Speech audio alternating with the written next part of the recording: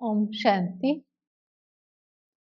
आज की मुरली में बाबा ने कहा कि रूहानी बाप आते हैं रूहानी बच्चों को समझाने। और बाबा ने कहा बाबा सम्मुख आकर समझाते हैं। और किसको समझाते हैं? आत्माओं को समझाते हैं, क्योंकि आत्मा ही शरीर द्वारा सब कुछ करने वाली है ना। कर्म करने वाली आत्मा है ना। जो मृत होता है, डेड बॉडी होती है, वो थोड़ी ना कर्म करती है। तो शरीर द्वारा कर्म करने वाली आत्मा है, इसलिए बाबा आत्माओं को ही समझाते हैं। तो बाबा ने कहा तुम मुझसे कितने समय से बिछड़े हुए हो?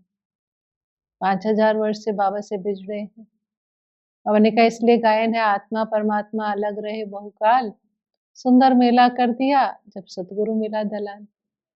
तो बाबा ने कहा इस ब्रह्मा के तन द्वारा तुम्हारी बैटरी चार्ज करता हूँ, राजयोग सिखलाता हूँ। भक्ति में तो मनुष्य को पता ही नहीं है परमात्मा कौन है, उन्हें ज्ञान ही नहीं है। लेकिन तुम बच्चों को बाबा ने कहा कि परमात्मा के मेरे नाम रूप देश काल का पूरा ज्ञान है। आपको बाबा ने कहा सृष्टि के आदि मध्य अंत का ज्ञान है। बाबा ने कहा रचता और रचना ये दो चीजें हैं, और दोनों का कभी भी विनाश नहीं होता है। अर्थात ये दोनों ही अनादि है। परमात्मा भी अनादि है और उसकी रचना भी अनादि है। उनका कभी विनाश नहीं होता है। फिर बाबा ने कहा कि बाबा का कितना प्यार है आप बच्चों से। कैसे? बाबा ने कहा जो सम्मुख आकर पढ़ाता हूँ, यही मेरा प्यार है। बाबा ने कहा कि बाबा के अलावा किसी को भी बाबा की बायोग्राफी का पता नहीं है, इसलिए बाबा स्वयं आकर अपनी बायोग्राफी बताते हैं कि मैं कौन हूँ, क्या हूँ। बाबा ने कहा मैं बहुत सूक्ष्म हूँ, इस सृष्टि का बीज रूप हूँ। तो ये सारी बायोग्राफी बाबा कहते हैं मैं स्वयं ही आकर तुम बच्चों को बतलाता हूँ। फिर बाबा ने कहा कि देखो भक्ति क्या है? भक्ति को रात कहा जाता है और ज्ञान को दिन कहा जाता है। तो वैसे तो कहने में आता है कि आधा कल्प है भक्ति, आधा कल्प है ज्ञान। बाबा ने कहा आधा कल्प ज्ञान नहीं है, आधा कल्प तो ज्ञान की प्रारब्ध है। ज्ञान तो बाबा ने कहा ये थोड़ा सा संगम युग पर बाबा ने कहा ब्रह्मा बाबा के तन द्वारा मैं तुम बच्चों को ज्ञान देता हूँ। बाकी सत्युग त्रेता ज्ञान की प्रारब्ध है।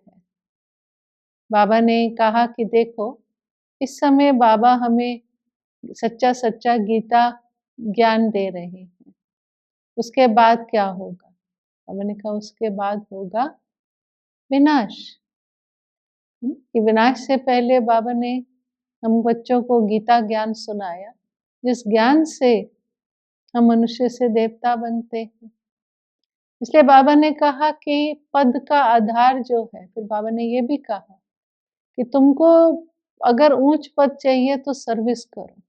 पद का आधार सर्विस है। क्या सर्विस करो? तो बाबा ने कहा विनाश से पहले हर जन जन को बाबा का परिचय दो और उससे क्या प्राप्ति होगी, अर्थात क्या पद की प्राप्ति होगी, कैसे बाबा को याद करना है और उससे क्या प्राप्ति होगी, ये सारा परिचय बाबा ने कहा आप जन जन को देना है, तभी आप उच्च पद प्राप्त कर सकेंगे। लेकिन बाबा ने कहा उसके लिए पहले स्वयं में धारण कर फिर दूसरों को समझाना है। फिर बाबा ने कहा कि देखो तुम्हें मुझे बाप, टीचर और सतगुरु तीनों रूप से याद करना है। मैं तुम्हारा बाप भी हूँ, मैं तुम्हारा टीचर भी हूँ और मैं तुम्हारा सतगुरु भी हूँ। बाबा ने कहा देखो योग बड़ा सहज है। कैसे? बाबा ने बड़ा सरल करा आज योग को। बाबा ने कहा जैसे स्टूडेंट होता है, स्टूडेंट को अपना टीचर याद रहता है, पढ़ाई भी याद रहती है और पढ़ाने वाला टीचर भी याद रहता है। ऐसे ही बाबा हमारा टीचर है, तो टीचर को याद करना अर्थात योग। ना कितना सरल बाबा ने कहा। इसलिए बाबा ने कहा तुम्हें बाप, टीचर और गुरु तीनों को याद करना है। और गुरु से क्या मिलता है? बाबा ने कहा गुरु से मिलती है सद्गति।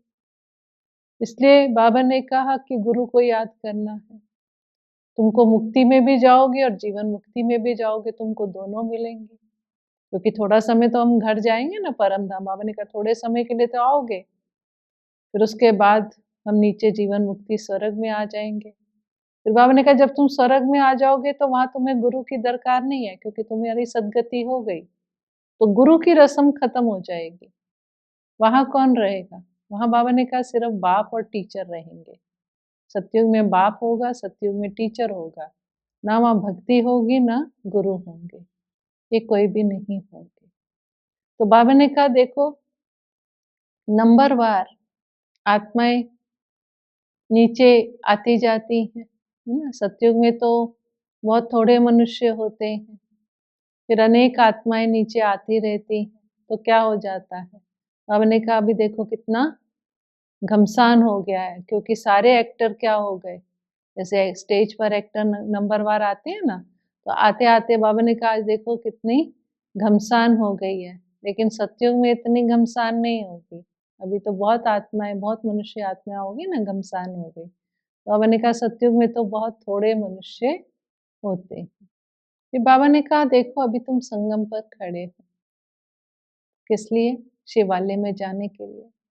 बस अभी गए कि गए, क्योंकि जब हम शिवालय में जाएंगे, बाबा शिवालय सतयुग को कह रहे हैं, तो बाबा ने कहा वहाँ सब शिवालय के मालिक होंगे। सभी कहेंगे हम शिवालय के मालिक हैं, यथा राजा रानी तथा प्रजा। लेकिन बाबा ने कहा हाँ स्टेटस नंबरवार होंगे, लेकिन मालिक तो सब कहेंगे।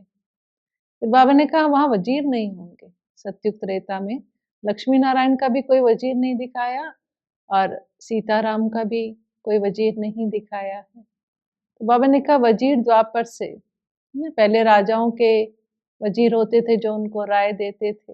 बाबा ने कहा अब तो देखो कितने वजीर हो गए हैं, कितने मिनिस्टर्स हो गए हैं राय देने के लिए प्राइम मिनिस्टर को, है ना।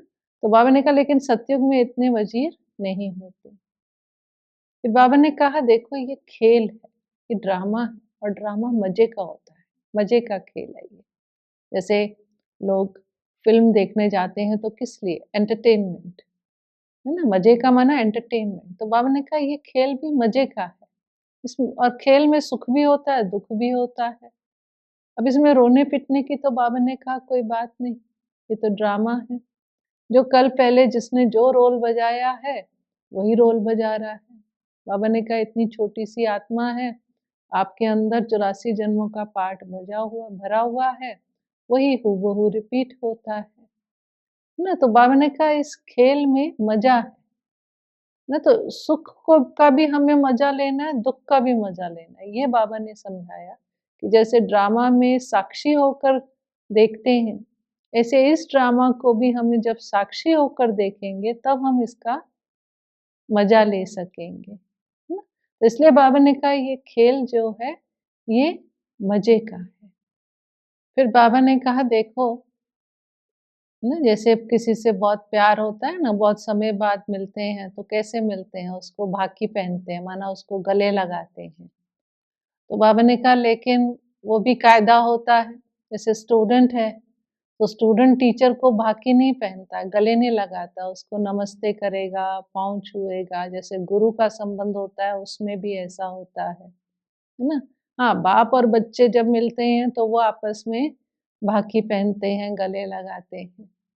तो बाबा ने कहा कि देखो ब्रह्मा बाबा ने बहुत रमणीक कहा कि मैं जो हूँ बाबा का बड़ा मुर्बी बच्चा हूँ, है ना। तो बाबा ने कहा कि अब मैं कैसे भाकी पहनूं, क्योंकि ब्रह्मा बाबा के तन में ही शिव बाबा आते हैं, उनके साथ बैठते हैं। तो ब्रह्मा बाबा ने कहा मैं तो इनको बाकी कभी पहन नहीं सकता हूँ, आप बच्चे तो फिर पहन लेते हो।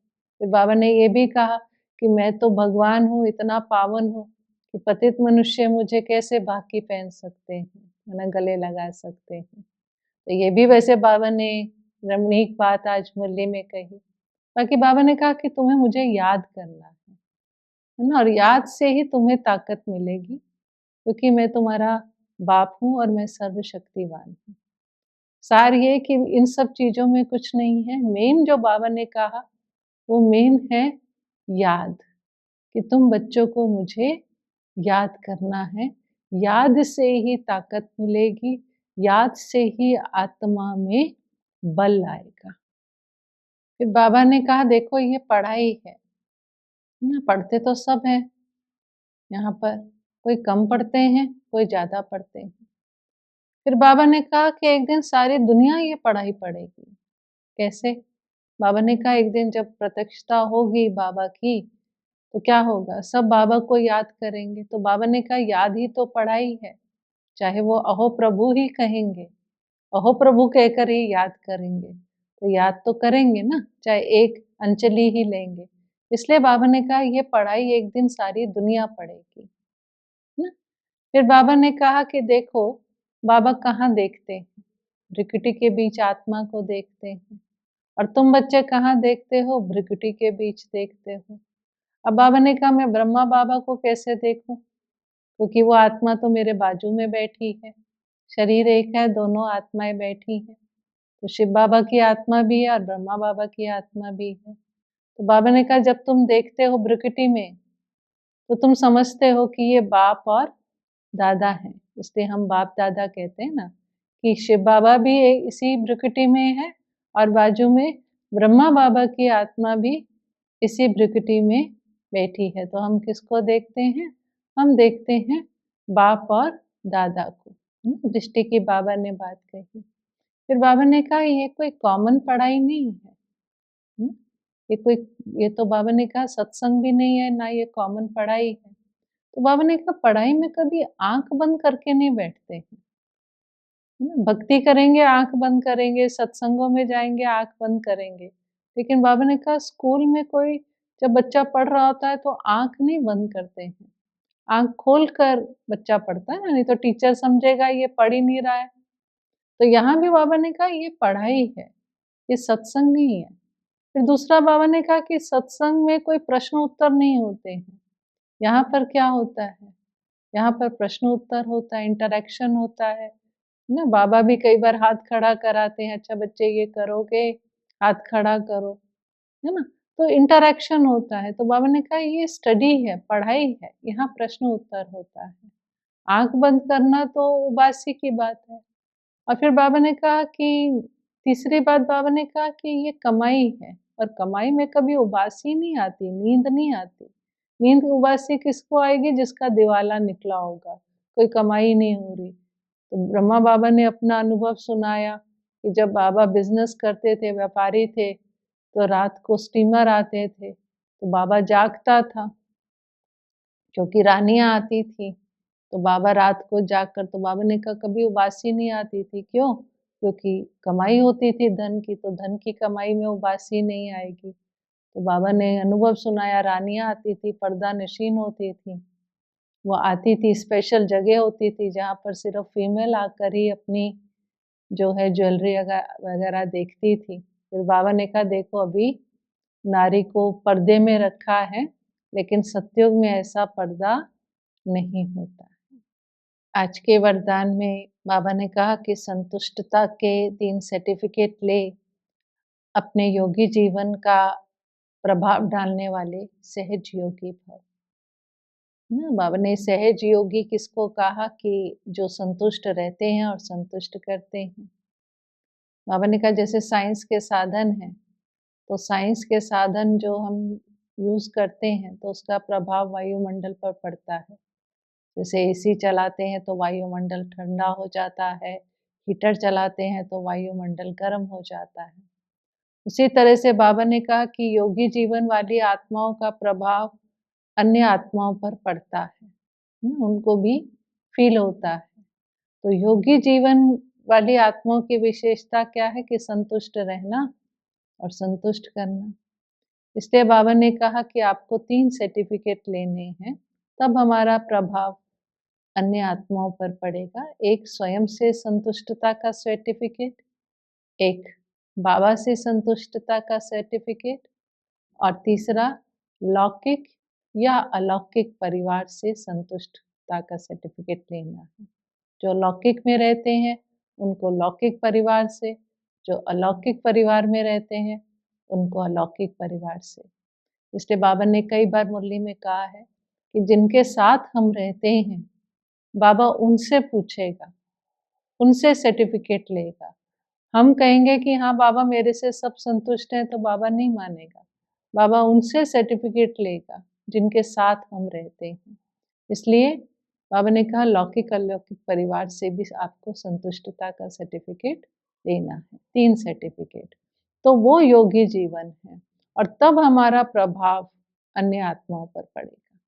और आज के स्लोगन में बाबा ने राजयोगी की परिभाषा बताई कि राजयोगी कौन है ना, जिनके मस्तक पर स्वराज्य का तिलक है ना, और जिनके सर पर विश्व कल्याण का ताज है और जिनकी स्थिति ही तख्त है ना, स्थिति रूपी तख्त पर विराजमान है। वैसे तो कई बार बाबा दिल तख्त कहते हैं, लेकिन आज बाबा ने कहा आपकी स्थिति आपका तख्त है। तो ये 3 चीज़ों को बाबा ने कहा जिसके अंदर है वही राज योगी। ओम शांति।